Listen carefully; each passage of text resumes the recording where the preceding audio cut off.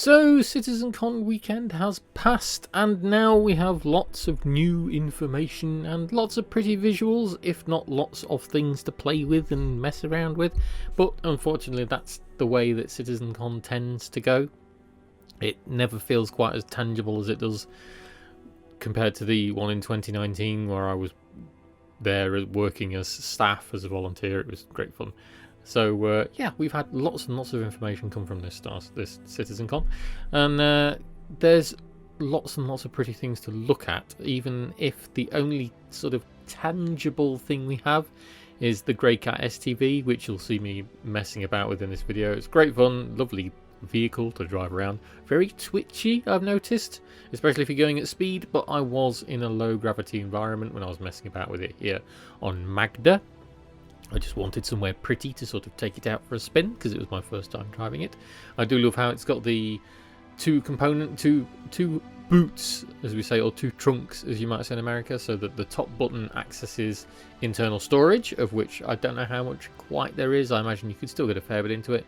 And then the bottom button opens two little areas where you can store crates, like small crates, or two Pico plushies, as someone put in it on Reddit. So yeah, lots of fun, and it's a fun little vehicle to drive around. Hopefully we'll see it get a bit more use with the stuff that we've seen coming in at CitizenCon. So what did we see at CitizenCon? We saw lots and lots of pretty things and information about what's coming. Pyro looks absolutely gorgeous. The visuals in this game, if you followed this game at all, with its development to how they've been doing the planets and the moons, and how they've been sort of putting things together and evolving the technology to just make these gorgeous vistas. I need to give you no introduction about how Pyro is potentially going to look, and the stuff that they've shown us is fantastic. I love the blue planet with like the crystals on it. I've got videos and clips of what some of the stuff that they showed us, so hopefully it's gone by already. And then there's the one, I can't remember which Pyro planet it was, because they don't have specific names like they do in Stanton. They're just called Pyro 1, 2, 3, 4 for now anyway.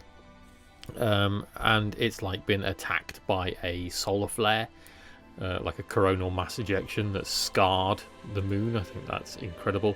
They all look fantastic. I mean, they've obviously done some visual magic to make them look a bit shinier in the video that they've done, even though these are still all works in progress. But yeah, Pyro looks fantastic, and I genuinely can't wait to get around and explore some of these new vistas. And take vehicles like the STV around. Hopefully we'll have a lot more points of interest and things to go and visit whilst we're there, even if Pyro is meant to be the lawless system. On Pyro's lawless system, they showed us the new sort of like the habitats. So they're not derelict habitats, but they're sort of run down outposts that were similar to the ones that were in Stanton. You know, they were all fleshed out and well maintained and looked after, and now obviously because Pyro is lawless, they've been abandoned, and pirates and basically anyone who wants to has moved in and converted them to I think we saw like an STV or a PTV in a chop shop. They've turned them into like grow labs as part of habitation, just community hubs, because that's basically what they are. We were shown the new stations, or rather progress on the new stations. So the stations in Pyro that are again the same sort of thing. They were potentially once belonging to some kind of corporation, but now they've been abandoned and taken over by pirate factions, so they're looked after and maintained by them. So there's all going to be a sort of, I would say, a more evolved Grim Hex / Levski kind of feel to a lot of them, rather than the cleanliness that we might see in the Stanton system. But all of it just looks gorgeous. I mean, like I said, visuals, Star Citizen visuals needs no introduction on how they make these things look. So yeah, we got a look at the evolution of Loreville. So Loreville, I think they said Loreville 4.0 is just to go with what's going on in 4.0, like new trains. They're going to sort of spread the city out and make it a bit more evolved and look a bit more of a lived-in city compared to what it is now. They want to space it out and really flesh it out, as well as sort of give it a bit more life around the city and potentially the outer areas, should I say, so that they have a bit more life, and potentially things like mission givers and things like that. So yeah, I'm really looking forward to that as well. Loreville was fantastic when it first came out, because if you didn't know and you didn't play the game back then, it was the first city that we had in game. Hurston was the first major planet that they worked on in Stanton outside of the Crusader system, when Crusader was still just a gas ball that killed you if you flew into it, and all we had to explore was Daymar, Yela and Selin. Hurston was the first major planet that they worked on, and Loreville was the first city. And when they first introduced it, admittedly, it ran like crap, but now it runs a lot better comparatively to the rest of the system. And they want to flesh it out and give it a rework, just like they keep giving the ships a rework. So there's that to look forward to as well. What else do we get? We got the Crusader Spirit, if I remember the name right. So little ships, little Crusader ships. They aren't little. They are smaller comparatively to the MSR. They're meant to be a competitor to the Cutlass series and the Freelancer series. At least that's what they said when I was watching the piece on it. However, their roles comparatively don't quite match. We've got a cargo variant that matches, because that's like the base Freelancer, or the backs if you like, and the Cutlass Black. Then we had a bomber version, which I suppose we could translate to the Freelancer Miz, although the Freelancer Miz in its name is just a missile boat. You can just spam missiles forevermore from that thing. And then we had like a luxury tourer thing, which doesn't really go competitively with any of the other ships, because it's meant to be a design base and a test bed for the big Crusader Starliner, which is like a big passenger jet basically set in space. And coincidentally, Disco Lando's favourite ship. So they look cool, don't get me wrong, but as I've said before, they're concept ships and they are very, very subject to change. Those kind of ships aren't really my cup of tea, considering the ships that I already own, so I don't think I'd be looking to pick one up. However, may be very interesting to fly in the future, and something to buy with in-game credits down the line when they are released and they've been out for, you know, whenever they add a ship in game, you can buy it in the next patch. So one cycle over, 1 quarter, should I say, 1 quarter over through the year is when they enable you to buy them in game. So yes, I'm very much looking to flying them and having some fun with them, but not the sort of thing that I would pick up and fly myself. What else did we get? There was more bits and bobs about things like derelicts. There was little teasers of capital ships. So we got some like cool visuals of the Idris flying around. I'm not sure what that was about. I can't remember that piece. We got a good look at the Drake Corsair. Again, not a ship I'm going to buy, but still a very pretty ship. For a Drake ship, anyway. On Ollie's Discord, I think I've been relentlessly mocking the Corsair. It was more the Odyssey that I was mocking, but I like the Corsair because it looks like they've taken just the bits off of a caterpillar and sort of stitched them together to make this other exploration. They took bits off a caterpillar, reassembled them, and then stuck a big satellite dish on it so it could do some exploration. Is the term I believe I used. But it still looks very cool. The turrets and everything's on it look great fun. I'm sure people who own it and buy it will have tons and tons of fun in it, and like I said, the ships in it are great, but we need the mechanics, so we need some kind of exploration mechanics that might utilize things more. This is what I'm looking forward to with my Carrack and with my 890 jump. So yeah, the Drake Corsair looks very, very pretty.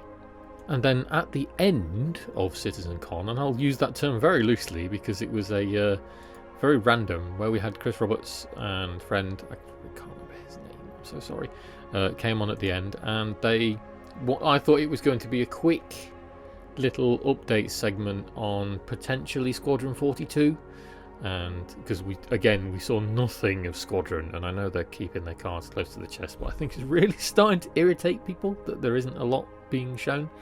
But then they launched into this big talk about Squadron, and as I would say, soul destroying as it was to listen to, because Chris and friend did waffle on a bit, it was still interesting to hear aspects of it. And even after all this time and after all these years, you can still see that Chris Roberts still has the passion for the game, the way he launches into the conversation, and his world famous gesticulations with his arms and his hands flying about everywhere. Bless him. So it's still nice to see he has that enthusiasm, even if, you know, you could say, oh, what's Star Citizen? And then he would cause you to die because of just the essay that he would launch into, that you'd have to be forced to listen to when he explained Star Citizen to you. So yeah, it's still good to see, but it was a lot of talking and it was a lot to listen through. Not that there wasn't some cool stuff in there. We saw an awesome new version of the Moby-Glass. So finally, whilst we might not have seen a star map, which is something that really does need working on, because even as they said in that segment, the star map is an ancient piece of code that they've been using for donkey's years throughout the persistent universe, and the new star map is in progress. It's just not ready to show yet. We did get a cool look at a Moby-Glass update. So the Moby-Glass finally got an awesome refresh, and you can see all these alerts and different messages. There's something about leaky pipes in the messages about it, which I thought was quite funny. So yeah, we saw a cool new Moby-Glass. Can't wait for that to hit the game. Whenever they put it in, they put it in. And we also saw, I think the video that stood out to me the most was transitioning in EVA. So they showed us a person flying around in EVA outside of a ridiculously large satellite relay that looked like something out of Mass Effect. And they were doing very cool EVA maneuvers rather than just sort of clumsily flying around as we do now and bumping into things, which I suppose is realistic in its own way, because you would just clout into things as you drifted around. It was either with like magnetized boots or magnetized gloves, and the character was able to sort of pin themselves in a position and look around. And even though that they said the animations were sort of placeholder animations, they were still very evolved in the way that you could see the character pan around as they looked around 360 degrees. They were able to hang on with their hands. They were able to use their hands like a crab and sort of crab along the surface of one of the dishes of this massive relay that they were on. They were able to push themselves forward so that without the use of an EVA pack with EVA fuel, you could still get some momentum, although of course slowing yourself down after that is going to be an issue. And then they were also able to push off and sort of Star Trek-y push off and float away, which looks fantastic. And again, I can't wait for something like that to be added. It's one of those little nuances that makes the game so much better than it was. So yeah, Star Citizen's CitizenCon. There was a lot to unpack. There was a lot to listen to, even if some of it wasn't that sort of interesting. It sort of droned on a little bit, but it was still cool to see development going on, and I hope we get some more Squadron stuff. So another year CitizenCon gone.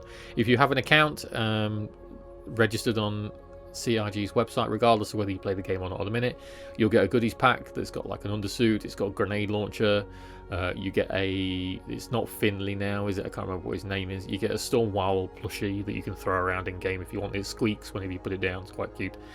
And you can buy the STV if you want. You can buy the Crusader Spirit concept, so you have to remember that that's a concept and it is not going to be in game for quite a while yet, so just keep that in mind. Also going on, we have the Day of the Vara in game. So going back to things that are actually in game now outside of CitizenCon. Day of the Vara is CIG's like Halloween event, because it's spoopy season. It's October, and yeah, we're a little way into October now.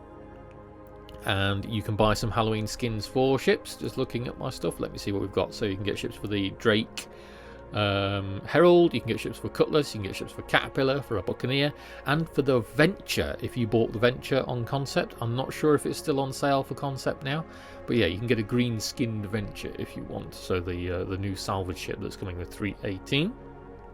So if you bought those, looking forward to seeing those in game.